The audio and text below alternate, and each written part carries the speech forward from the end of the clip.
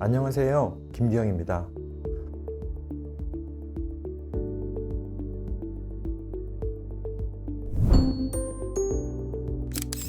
오늘은 역사 속의 도서관, 도서관의 역사 세 번째 시간으로 도서관과 18세기 이후의 사회에 대해서 간략하게 알아보도록 하겠습니다. 첫 번째 파트에서는 근세의 도서관에 대한 내용으로 문헌학에 대해 살펴보고 근대 도서관과 그 역할을 이야기하면서 학자 사서에 대해 알아보려고 합니다.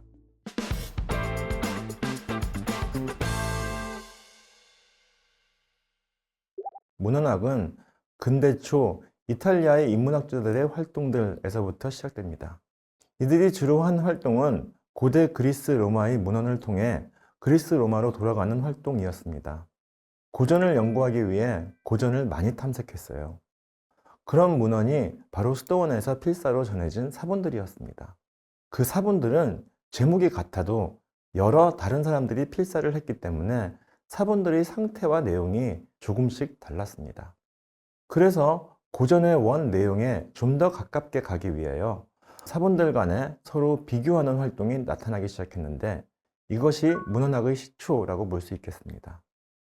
후대로 내려가면 라틴어로 쓰여진 사본들 뿐만이 아니고 그리스어로 쓰여진 사본, 히브리어로 쓰여진 사본들도 연구를 하게 됩니다. 이를 통해 중세 수도원의 필사 방식, 즉 한 사람이 읽고 여러 사람이 받아 적는 방식 속에서 한 번에 같이 받아 적은 사람들이 생산한 것을 같은 판으로 이해를 하고 판의 개념이 출현하게 되었다는 것을 이미 설명드렸습니다. 이를 통해 중세 도서관의 사회적 역할을 유추할 수 있습니다. 즉, 중세 수도원 도서관의 사회적 역할은 개인적으로는 수도를 목적으로 한 것이지만 사회적으로는 고대와 근세를 이어주는 자료를 보존하는 곳으로서의 가치가 있다고 볼 수 있습니다. 후일 출판업이 성행한 이후에는 또 다른 판의 개념이 등장하기 시작했습니다. 인문주의의 영향으로 다양한 책들이 출판되었고 하나의 책도 저작권의 부재로 여기저기서 찍어내었고 따라서 하나의 책에 상당히 다양한 판본이 있었을 것입니다. 그래서 각각의 책과 각각의 판본의 차이를 알고 그리고 도서관에서 어떠한 책을 구비해야 하는지를 판단할 수 있는 능력이 문헌학자에게 있었다고 볼 수 있습니다. 그리고 16세기가 되면 분야별 도서 목록이 발간되게 됩니다. 예를 들면 학자 사서로 유명한 노대의 경우 정치학 목록을 발표하여 정치학 장서를 만들려면 반드시 있어야 하는 책들을 제시하기 시작했죠. 그 이후에도 다양한 분야의 도서 목록이 나타나기 시작했습니다. 이 당시에는 새로운 분야의 학문들도 나타나는데 정치학도 그런 학문들 중에 하나였고요. 식물학 등도 나타납니다. 이러한 새로운 지식들이 많이 출현했기 때문에 문헌학은 점점 더 중요했다고 볼 수 있겠습니다. 이쯤 근세의 새로운 모습의 도서관들이 설립되게 되는데 한 14세기부터 대략 17세기 정도에 나타났다고 볼 수 있습니다. 이러한 도서관을 설립한 주체는 처음에는 교황청이었고 이후에는 강력한 왕조국가 또는 이탈리아 도시국가의 가장 유력한 집안들, 예를 들면 피렌체의 메디치가라든가 그런 데서 설립을 했죠. 그렇다면 도서관의 설립 이유는 기본적으로 그 집안, 왕조, 교황청의 권위를 강화하기 위해서다라고 할 수 있습니다. 권위가 강화되기 위해서는 도서관이 굉장히 큰 규모여야 됐었고 찾는 책은 다 있어야 됐다는 거죠. 그래서 도서관이 설립되기 시작했을 때 필요한 사람은 어떤 책을 구비해야 될지 고를 수 있는 능력이 있는 사람이었습니다. 그런 사람이 문헌학자들이었죠. 그런데 지금처럼 동시에 역사학도 하고 철학도 하는 그러기는 상당히 어렵습니다. 그런데 그 당시에는 상당히 많은 학자들이 다양한 분야를 동시에 연구했어요. 예를 들면 라이프니츠 같은 경우에는 수학자이기도 하고 물리학자이기도 하지만 그와 동시에 문헌학자이기도 하고 사회정책에도 영향을 많이 미쳤다고 할 수 있습니다. 또 노대 같은 경우에도 원래 의사였습니다. 그런데 문헌학을 하면서 도서관에서 일을 하게 된 거죠. 그래서 문헌학자가 도서관에 있었다라고 할 수는 있지만 그 사람이 문헌학에 전념을 했느냐 하면 꼭 그렇다고 말을 하기는 어렵습니다. 이들을 일컬어 학자사서, 스칼라 라이브러리언이라고 하는데, 이는 학자적 특성을 가진 사서라기보다는 학자와 사서를 모두 겸한 사람으로 이해하는 것이 더 적절할 듯합니다. 또한 대부분 도서관의 운영을 책임지고 있었기 때문에 사서라는 직책보다는 도서관장이라는 직책이 더 어울렸던 듯합니다. 이러한 도서관들이 설립된 시기를 보면 지역에 따라 좀 시차가 있는데요. 로마 바티칸에서 가장 먼저, 그러니까 14세기쯤 생겼고 16세기에 파리, 비엔나에서 도서관이 생겼습니다. 이 설립 시점은 프랑스나 오스트리아가 융성한 시점이라고 할 수 있죠. 비엔나의 제국도서관과 파리의 마자랑 도서관이 그 예고요. 현재 모두 국립도서관들입니다. 17세기가 되면 규모가 작은 영방국가 내의 하나의 영이나 규모가 적은 도시국가에서도 도서관을 설립하기 시작했어요. 일찍이 왕조국가로 탈바꿈하지 않은 신성로마 제국은 아직 영방국가로 남아 있었습니다. 이 시기의 도서관으로는 북부 이탈리아의 예나나 독일의 키리 도서관을 들 수 있습니다. 따라서 이러한 추세는 권력의 발전에 따라 이루어지는 것으로 이해를 할 수 있습니다. 몇 사례들을 보면 교황청 도서관은 교황청에서 지은 것이고요. 프랑스 국립도서관인 마자랭 도서관은 교회와 국가가 설립한 것이다 라고 볼 수 있습니다. 마자랭은 프랑스 파리 추기경이었어요.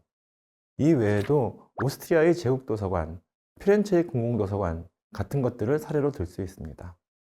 이 도서관에서 무엇을 했는가 하면 당시의 대표적인 모든 지식들을 모아놨어요. 따라서 어떤 책을 수집해야 하는지가 굉장히 중요해졌고, 그래서 문헌학자들이 도서관을 맡아 운영했습니다. 노대의 경우에는 어떤 책을 수집해야 할 것인가 뿐만 아니라 책을 어떻게 수집하고 배열해야 할 것인가, 어떻게 도서관을 운영해야 할 것인가를 함께 고민하며 이에 대한 책을 출판하기도 하였습니다. 그래서 당시 도서관의 역할을 넘어 현대적 도서관에서 요구되는 요소들을 함께 고민하여 도서관 내부적으로는 사서의 이상 정도로 높게 평가하기도 합니다. 당시에는 인문주의와 경제규모의 발전을 배경으로 학문을 전업으로 하고 있는 사람들이 계속 늘어나고 있었고, 그에 비해서 대학은 가족대학의 개념을 벗어나지 못하고 있는 상당히 보수적인 분위기였고, 그리고 교수의 수입도 그렇게 높지 않았습니다. 당시 교수들은 신학, 법학, 의학 교수가 아닌 철학 교수들, 인문학을 하고 있는 교수들은 대부분 과외 같은 그런 부수입을 얻지 않으면 생활을 하기가 어려웠다고 합니다. 지금까지의 배경 설명을 종합하면 출판이 발전되기는 했지만 전업작가가 되기는 어려웠고, 결국은 왕조 정부의 관료 혹은 왕조나 강력한 도시귀족의 스폰서십을 선호했다고 볼 수 있겠습니다. 그런데 왕조 정부의 관료와 왕조의 스폰서십은 그렇게 구별되는 것이 아니었습니다. 예를 들면 뉴턴의 조폐국장 임명의 경우이고, 마자랭 도서관에서 일을 했던 노대 같은 경우에도 라이브러리언이라는 어떤 관료적인 특성을 갖고 있는 직책을 가지고 있었지만 그것이 스폰서십의 일환으로 볼 수 있겠죠. 그래서 도서관은 왕조 혹은 강한 권력이 세운 기관으로서 학문으로 생계를 유지할 수 있고, 문헌학을 할 수 있고, 또 문헌학이 아니더라도 학문적인 야망을 실현할 수 있는 자료가 많은 곳으로 이를 찾는 학자들이 제법 있었습니다.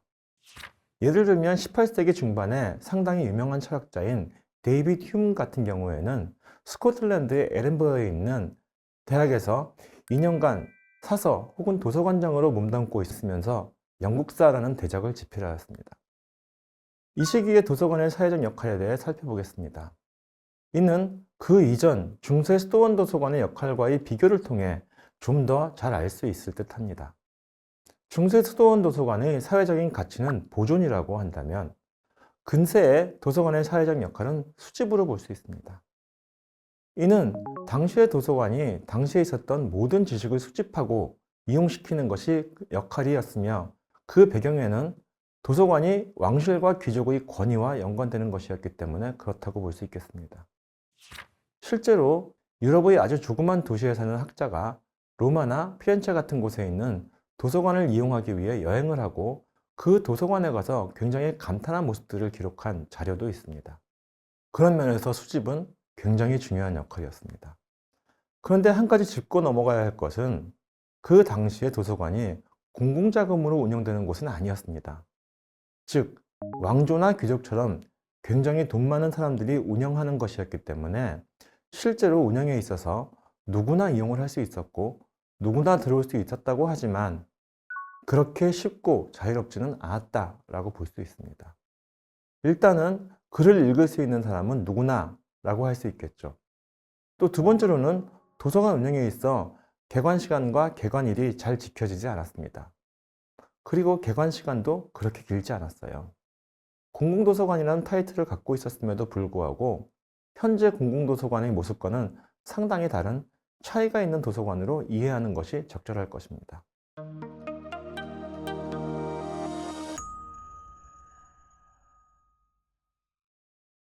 문헌학은 자료가 판본이 서로 다를 때 이것이 어떻게 다르며 어떤 판본이 더 진짜와 가까운지를 판단하는 것들이 문헌학의 내용이라고 볼 수 있는데요. 현재는 그 문헌학의 중요성이 크게 줄어들었습니다. 강의에서 이야기한 내용을 회상하고 여러분이 가진 근세 이후의 사회에 대한 지식과 연관하여 문헌학이 당시에 어떠한 영향을 미쳤는지 한번 생각해 보시기 바랍니다. 이번 강의 여기서 마치겠습니다. 감사합니다.